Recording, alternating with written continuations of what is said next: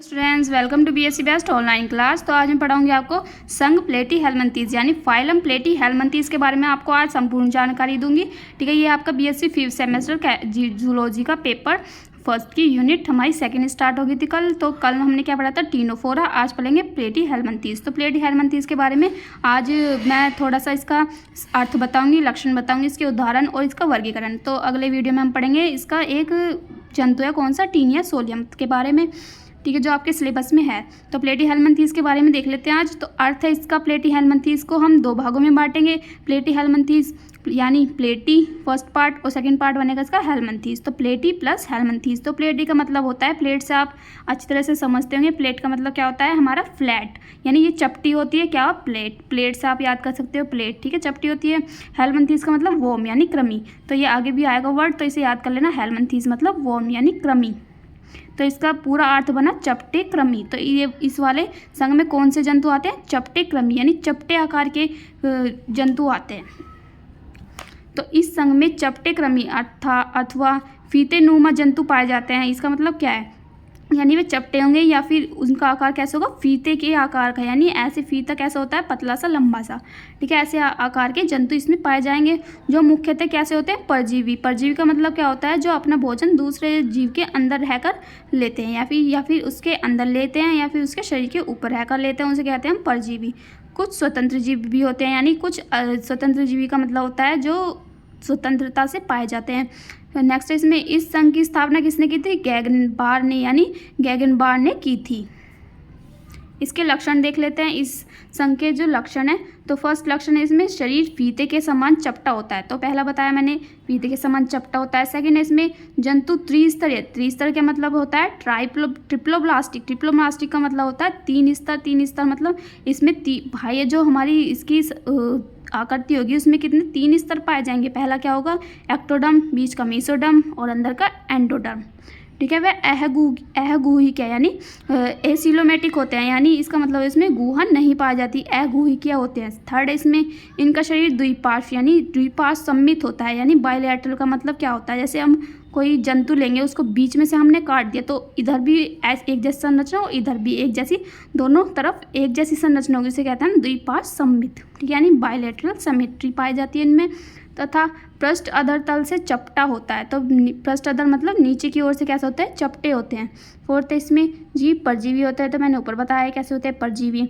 इनके पोषक के शरीर से चिपकने के लिए मुख के चारों ओर चूषक एवं कंटक पाए जाते हैं। जैसे कोई जीव है उसके शरीर के क्या होते हैं, एक साइड पे या फिर उसके इनके पोषक के शरीर से चिपकने के लिए मुख के चारों ओर, यानी मुख के चारों ओर, जैसे ये मुख है तो इसके चारों ओर क्या पाए जाएंगे, चूषक यानी चूसने वाले। चूसक का मतलब होता है किसी से चिपकने के लिए चूषक पाए जाते हैं, यानी शरीर से चिपक जाते हैं चूषक की सहायता से।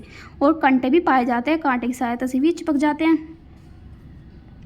फिफ्थ है इसमें उत्सर्जन के लिए विशेष प्रकार की ज्वाला कोशिकाएं, यानी ये सबसे इम्पोर्टेंट है। तो आपसे पूछा जा सकता है कि जो हमारे प्लेटी हेलमिंथीज है उसके जंतु में उत्सर्जन अंग कौन सा होता है, तो आप बताएंगे ज्वाला कोशिकाएं। तो मैं ज्वाला कोशिकाओं के बारे में भी आपको बताऊंगी।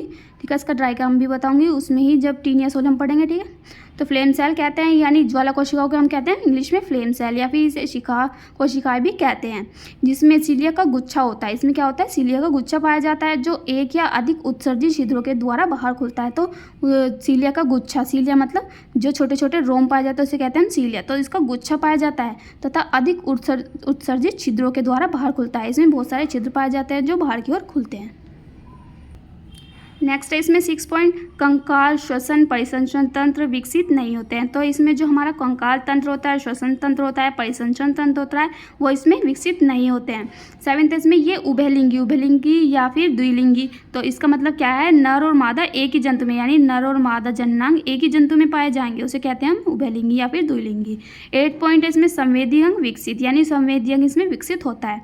9th इसमें केवल मुख होता है, इसमें केवल मुख होता है, मलद्वार का भाव होता है, यानी मुख ही होता है, मुख से ये भोजन ग्रहण करते हैं और मुख से ये बाहर निकालते हैं अपशिष्ट पदार्थ। 10th इसमें ऊतक अंकोटी का संगठन प्रदर्शित करते हैं। जो हमारे प्लेटी हेलमिंथेस है उसमें क्या होता है, ऊतक तंत्र पाया जाता है। जो हमारे पीछे वाले हमने पढ़े प्रोटोजोआ, पोरीफेरा और ये टीनोफोरा, उनमें क्या होता है, कोशिकीय तंत्र पाया जाता है। इसमें क्या आता है, ऊतक भी बनाते हैं ये, ठीक है। 11th इसमें सेस्टोडा वर्ग को छोड़कर सबका शरीर कैसे होता है, खंड विहीन होता है। तो सेस्टोडा को छोड़कर सबका खंड विहीन शरीर होता है।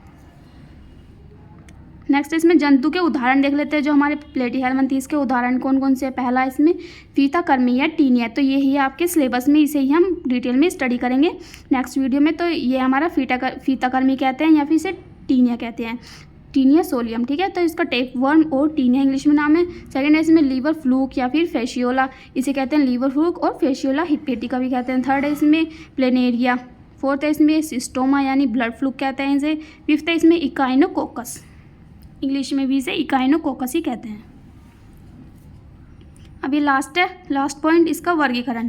तो संघ प्लेटी हेलमिंथेस का वर्गीकरण देख लेते हैं। प्लेटी हेलमिंथेस तो इसे आप थ्योरी में भी लिख सकते हो ऐसे करके, अलग अलग पॉइंट बना करके, ठीक है। मैंने ऐसे डायग्राम बना के दिखा दी जिससे आपको याद करने में ईजिली हो जाएगा, ठीक है।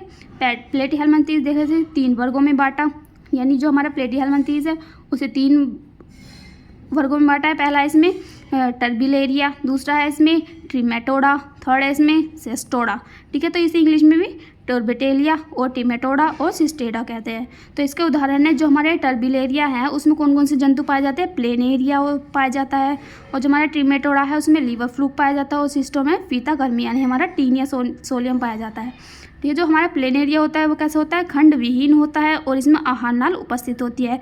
जो हमारा लीवर फ्लूक है उसमें खंड विहीन होता है ये, और इसमें आहार नाल उपस्थित होती है, यानी ये दोनों एक जैसे हैं और ये वाला अलग है। यानी फीताकर्मी कैसा होता है, खंड युक्त होता है और इसमें आहार नाल अनुपस्थित होती है।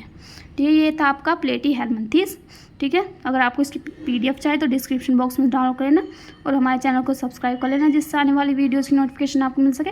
Thank you so much.